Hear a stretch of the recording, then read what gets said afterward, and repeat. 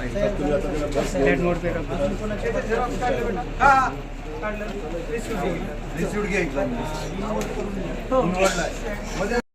चालान रस्त्यावर दिले जात आहे, बंद व्हावे यासाठी आंदोलन चालू आहे। त्याचाच एक भाग आज परभणी जिल्हा ट्रॅव्हल्स असोसिएशनच्या वतीने आज आम्ही गाड्यासहित या आंदोलनात सहभागी आहेत। आमची बोकी नावाची देशभर कार्यरत असलेली संघटना आहे, त्याचीच महाराष्ट्राच्या शाखेच्या वतीने संपूर्ण महाराष्ट्रात आज हे आंदोलन छेडलेलं आहे।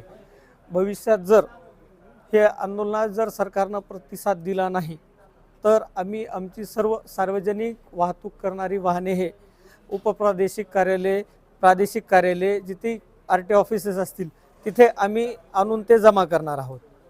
नेमकी मागणी काय होती आजची, कशा संदर्भात निवेदन दिलेलं आहे? आजची मागणी ई चालान जे आहे, जे रस्त्यावर फोटो काढून चालान टाकण्याचा जो प्रकार आहे तो रद्द करण्यात यावा, ही प्रमुख मागणी आजच्या आंदोलनातली आहे। किती ट्रॅव्हल्स लावण्यात आले आज साधारणतः 20-22 फक्त शहरामध्ये असलेल्या ज्या आहेत प्रत्येक कंपनीची एक प्रातिनिधिक स्वरूपात 20 ते 25 ट्रॅव्हल्स आम्ही इथे आणलेले आहेत। भविष्यात जर आमची मागणी मान्य नाही झाली तर जिल्ह्याभरात असलेल्या सर्व ट्रॅव्हल्स म्हणून आम्ही शासनाला सुपूर्द करून देणार। शासनाच्या जे 5 मार्च रोजी संप पुकारलेला आहे त्या संपामध्ये सहभागी म्हणून परभणी ट्रॅव्हल्स असोसिएशन्स यांच्या वतीने आम्ही सहभाग नोंदवलेला आहे। हे आंदोलन आणि हा संप यासाठी आहे की जे महाराष्ट्रात ट्रॅफिक प्रशासनातर्फे जे ई चलन लादले जातात ते त्या चलनाला कुठेही ट्रॅफिक सुरक्षा नियम न बाळगता विनाकारण ई चलन लादून तर ते वाहन मालकाला न परवडण्यासारखे असल्यामुळे हे ई चलन ताबडतोब रद्द करण्यात यावे।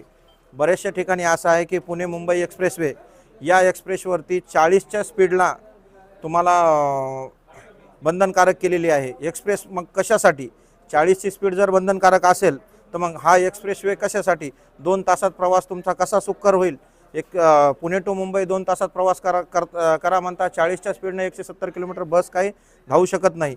मग ते 40च्या स्पीडच्या 41 पर्यंत जरी गेलं तर तुम्हाला 4,000 रुपयाचा ई चलन जो दंड होतो तो कशासाठी? शासनाची जे जाचक कारवाई आहे ही रद्द करण्यात यावी यासाठी परभणी उपप्रादेशिक परिवहन अधिकारी यांच्याकडे निवेदन देण्यात आलेले आहे।